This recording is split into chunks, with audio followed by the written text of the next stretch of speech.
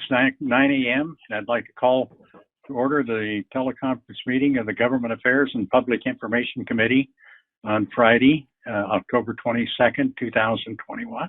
Before we begin, please be advised this meeting is being recorded. Madam Secretary, please call the roll. Thank you. Good morning again, everyone. Director Garbarino. Here. Director Hernandez. Absent. Director Rodoni. Here. Director Snyder. Here. Vice Chair Hill. Here. Here. Chair Cochran. Here. Thank you. And President Parr. Present. Thank you. You are actually a committee of the whole. You have a quorum as well. Let me confirm that. Also on the line, you have Directors Fredericks, Grosboll, Maston, Rabbit, and Theriault. I'm going to confirm staff. General Manager Dennis Mulligan. Present. Joe Wyatt. Yes. John Everly. Good morning, Present. Good morning. Thank you. Madeline Chun. Present. Good morning. Thank you. Steve Miller. Here. Good morning. Mona Babauta. Present. Jim Swindler is not on the line, and Kelly Hopper is not on the line. That confirms staff on the line, as well as Steve Wallach and Bo Buehler from Platinum Advisors. And I believe, as I was calling out the staff roll, Director Hernandez, did you just join us? Yes, I'm here. Thank you. Good. Great. Thank you very much. Okay, thank you. I'd like to remind everyone to mute their phones until after staff presentation and unmute to speak when we open up for director's discussion. After staff presentation, I will be asking for any questions or comments on the item. If there are questions, the secretary or I will call on you accordingly. After discussion portion, we will ask for any public comment before moving on. Please follow along by referring to the page numbers located on the bottom right corner of your meeting packet. We will begin with item number 3 on the agenda, which is the state update from the District Legislative Advocate, Platinum Advisors, LLC. The staff report begins on page 3 of your packet, and we have Bo Buehler and Steve Wallach from Platinum Advisors on the line to present their report. Steve, Bo, go ahead and start your presentation. Thank you, Mr. Chair and Directors. Bo Buehler from Platinum and Steve Wallach on the line here from a rainy, wet Sacramento. We're pleased to report that part. I'm going to give you a bit of a... Yes, it's about time. I'll give you a little bit of an overview from Sacramento, some of the elections items and the politics that are going on. And Steve's going to discuss the budget in some more detail and some of the legislation that we followed for the district this last year. I'm going to start off, though. We recently had a briefing from the chair of the Elections Committee in the Assembly, Mark Berman. I can tell you that the stress is high amongst all the incumbent officers in the legislature right now because we have redistricting coming down. Once every 10 years, you get that opportunity, and it, as you can imagine, for those that are looking to essentially their board of directors, their constituents, changing to new areas, potentially seeing incumbent members in seats nested with each other that under current rules are not. One example that was brought up was an interesting one. The Independent Commission is currently reviewing all this, and they have put out some preliminary maps that are causing great stress. An interesting example is that of Assembly Member Kevin Mullen and Assemblyman Mark Stone, Mullen being out of South San Francisco and Stone mostly Santa Cruz over there on the coastal side. An interesting map showed them sharing a potential seat in this upcoming redistricting, which would be, just an example, there's going to be plenty of these, but that would be an interesting combination of two Democrats with very different constituencies that they currently represent, potentially going against one another should they seek to continue to hold office. But that's on the redistricting front. If you're talking with members, I guarantee you that's top of mind for them. Also, we have the latest new member in the ongoing husband and wife saga. We have Mia Bonta coming in to replace her husband, who is now the Attorney General. That will join the Dolleys. We have Megan and Brian Dolly in the Senate and the Assembly. And then, of course, there's the sister combination of the Rubios that we have. In the old days, it used to be the Calderones, and we only have one Calderon now instead of multiples. And then in a father and son combination, Senator Bob Hertzberg is campaigning very hard to have his son replace him in the state Senate. I thought those would be of interest to the board, and also I would throw out there of great interest, I think, in something that I want to segue quickly to in a minute. But in the next couple of years, because of term limits, you're going to see 42 new members of the legislature. They have to be new because term limits will cause the incumbents to be termed out. And that is my segue into hopefully once we're open up here in Sacramento again, into the new swing space to get a new ledge day in person going with the Bridge District to come to Sacramento. There's going to be a whole bunch of new people to start meeting, new branding. I will, if I haven't sent over already, if we haven't sent you already, there is a video that just came out that shows you what the new swing space looks like, which is about a block and a half from the Capitol. On the other side of, for those that have been up here to the Legislative Office Building, it's located behind that. It's beautiful, brand new, but what that means is that all of the educational material that we've left behind over the years, making our Capitol visits to the delegation, has come off the walls in the annex. The annex is due, at least unless litigated, due to be razed to the ground and rebuilt. So the swing space will be the new place to do most of our committee business. Most of the legislators will be housed over there. I just learned the other day that the governor's office didn't realize they had to move too. But, you know, the governor is currently housed in the annex, and the annex is to be no more. So apparently there's some shuffling of seats and office space to figure out where to put the governor, and I assume the lieutenant governor, into the new swing space. But one of the election items of interest, David Chu, having received his appointment, is now opening or at least due to vacate his seat in the Assembly October, I think the end of the month. Well, that's about a week away. If he holds that timeline, which was reported out a couple of weeks ago, if that happens, the governor then has an opportunity to set an election. I've already received phone calls. You might be familiar with David Campos, who has put his hat in the ring. There's a couple others that are listed as potential candidates, or probably have pulled papers already. Matt Haney, Thea Selby, yes, and Bilal Mahmoud have all shown their hand to be interested in the seat. The governor will have 14 days after the seat is officially vacated to go ahead and call the election. I'm sure there's some strategy behind when to call it, hopefully in such a way that it coincides with an existing election to avoid additional costs, but one never knows. But with those items on the hot seat up here in elections and in politics, which is usually my side of the equation, I'll hold for questions and then turn it over to Steve to talk about in more detail the budget and some of the legislation.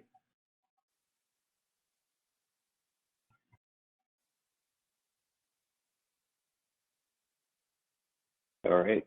Well, I guess I'll go ahead and get going. Yeah, Steve, please. Okay.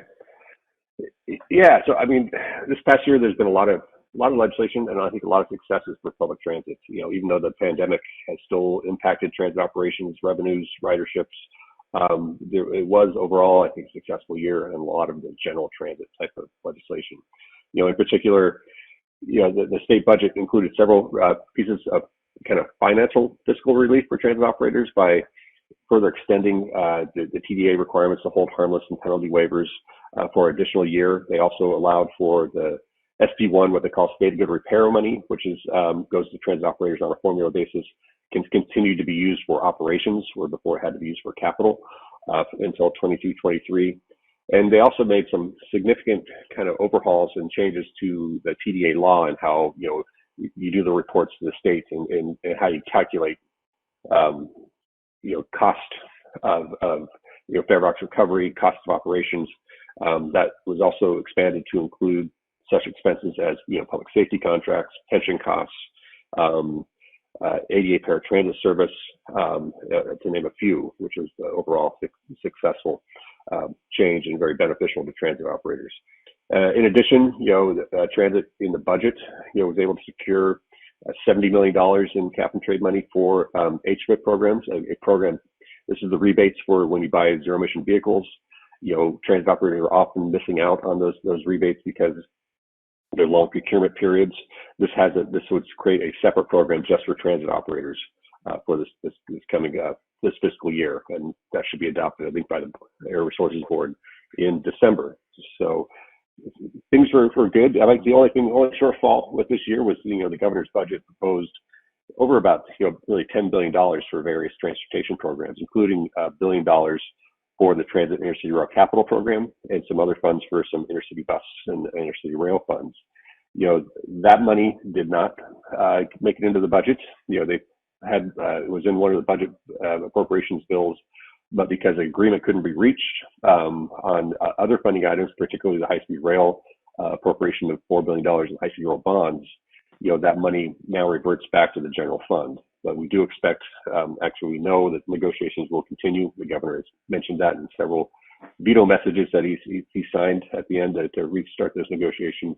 And we are aware that, the chairs of the budget committee, Senator Skinner and Assemblyman Ting, are kind of starting conversations within the region with MPC and the transit operators to kind of start putting together what our priorities are for the coming year. Because the hope is they reach an agreement on that appropriation sometimes towards the beginning of the year.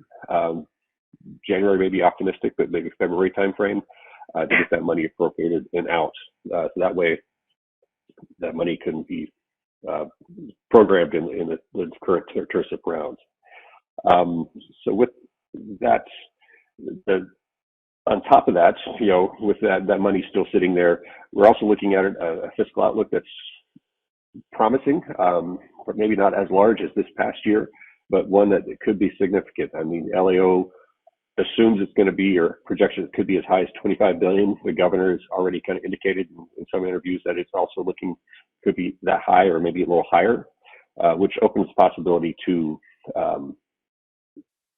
get more money into these transportation programs. In particular, one thing we'll try to explore and try to pursue is funding for the seismic retrofit program for the bridge. So this creates an opportunity to maybe secure some money to try and get that project funded. So we have no guarantees yet, but we are hopefully will secure something at this point, given the money that's out there. With the legislature being done, now we're kind of getting to kind of a regulatory area. Right now, the Cal SDA is continuing with its guideline process for the TIRSIP program. That this is the Transit Intercity Rail Capital Program, which primarily has been funded infrastructure and vehicles for zero emission vehicles and charging and fueling infrastructure. The round 5 guidelines process is underway. They have some workshops coming up in the first part of November, and then a call for projects coming out probably December timeframe. That's they already get a base amount about $500 to $600 million that they plan on programming. If that money in the budget gets appropriated soon enough, they could incorporate that additional $1 billion into this funding cycle. So, or what could be even more money.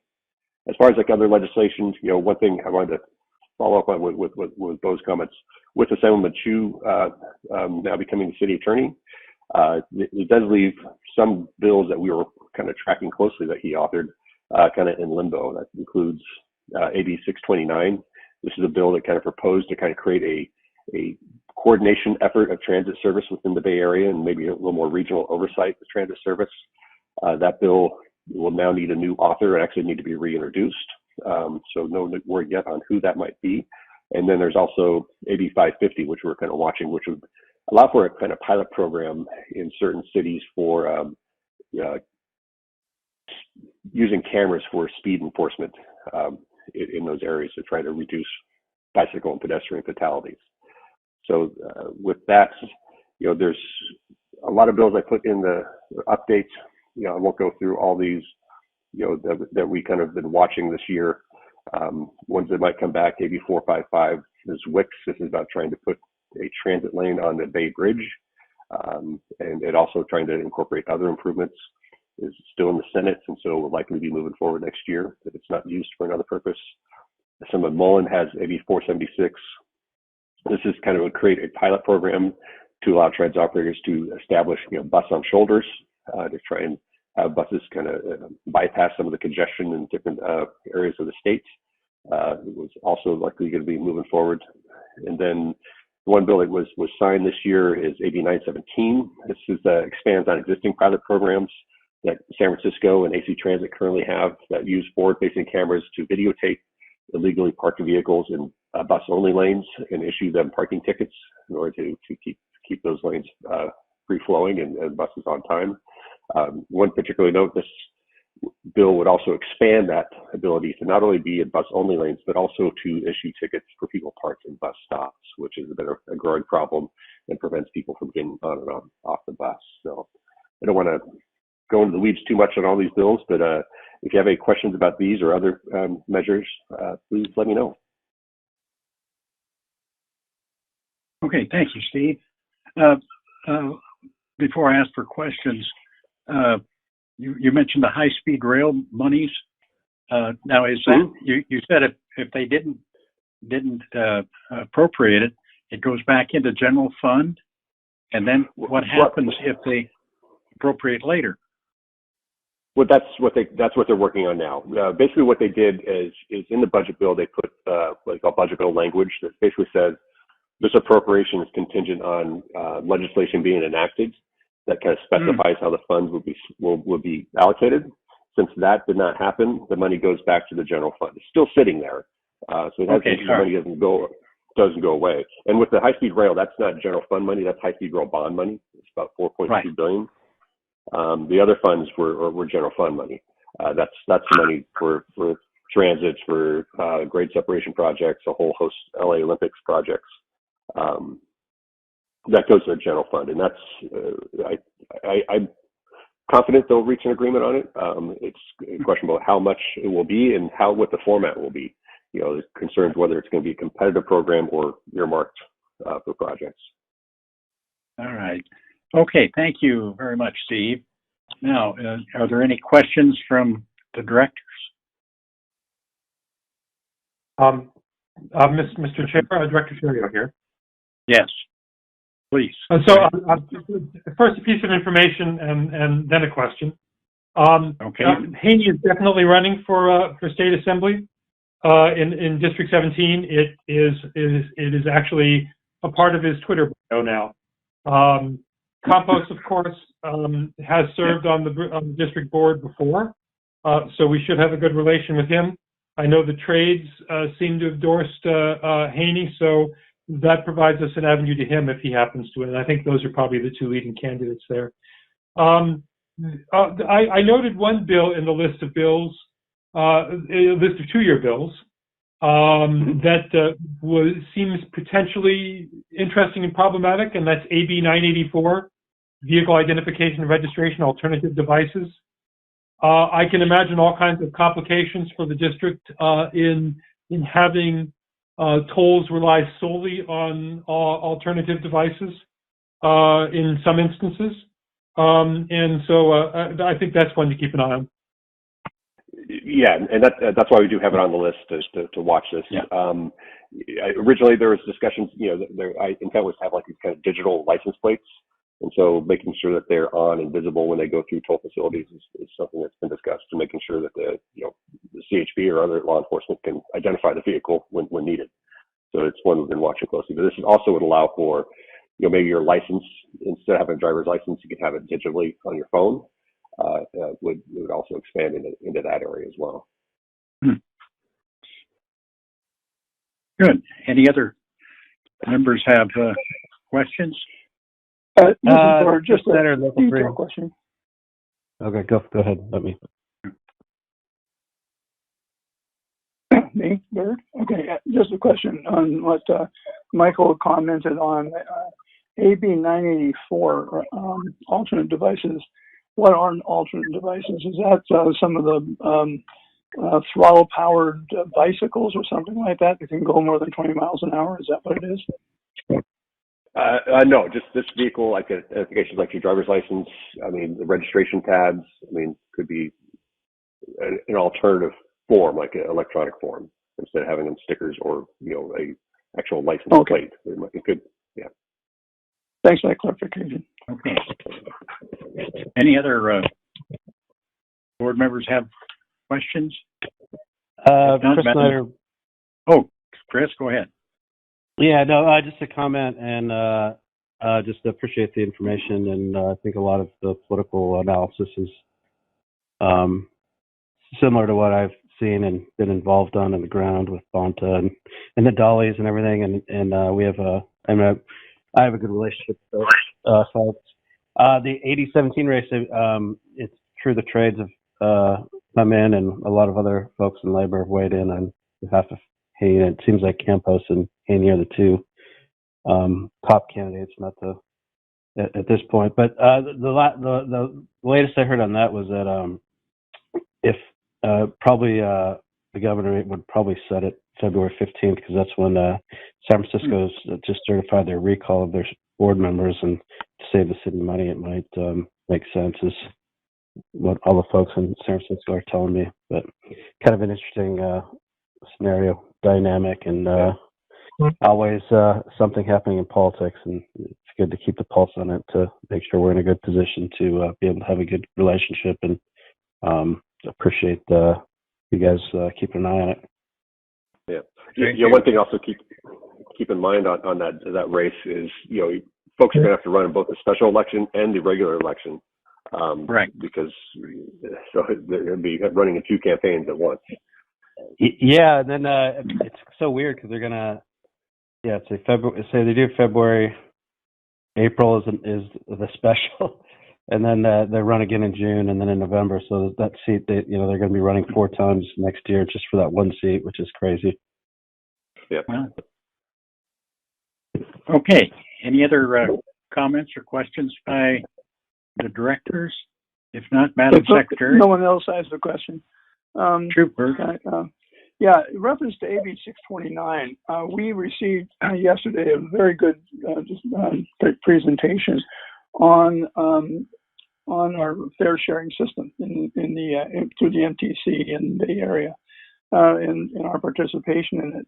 AB 629 does some of the same things. I'm not clear on whether AB 629 complements what's being done by the MTC or changes it or anything like that. Could you kind of clarify that if you know?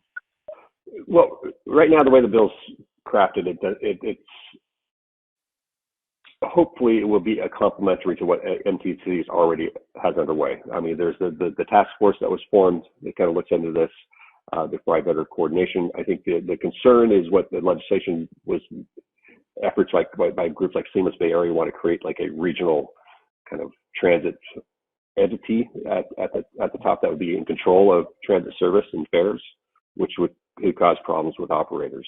And whether they want to proceed with or pursue more consolidations of different operations, that's where the concern is. I mean, mostly, I think MTC, what they're doing is complementary and is actually kind of doing what the bill's intent is. It depends on whether they want to take this legislation a step further, and that's where we could run into problems and conflicts with what we want to do locally versus what they want to do at the state legislature. This is Dennis. I'll add a little bit. The bill as crafted was just a vehicle. The author, Assemblymember Chu, is quite clear. It's just a vehicle, specific details to follow later. There's a lot of jockeying and a lot of advocacy, as Steve said. Some would be complementary and some would be problematic with respect to the role of this board in transit. So it's something that we have been monitoring closely, and it'll be interesting to see who the next author is and how it takes shape. Separately, MTC is doing a business case analysis over the coming months of a variety of different options that would inform any legislation. And I think that's a very helpful effort. Otherwise, people may, in a vacuum, try to implement policy changes that would be quite problematic from not just a local control perspective, but also from a collective bargaining perspective, as well as how transit is funded in the Bay Area from a myriad of different sources. Okay. Thank you, Dennis. I appreciate that. Okay. Any other comments by the board members? If not, thank you. That concludes the discussion of this item, and no action is required. Is there anyone from the public wishing to speak on item 3 or address this committee under item 4, public comments? Chair Cochran, I'd like to pull the public line again. After we started, Please. someone did join the line. So if you give us a second, we're going to pull the public line really quickly. Thank you.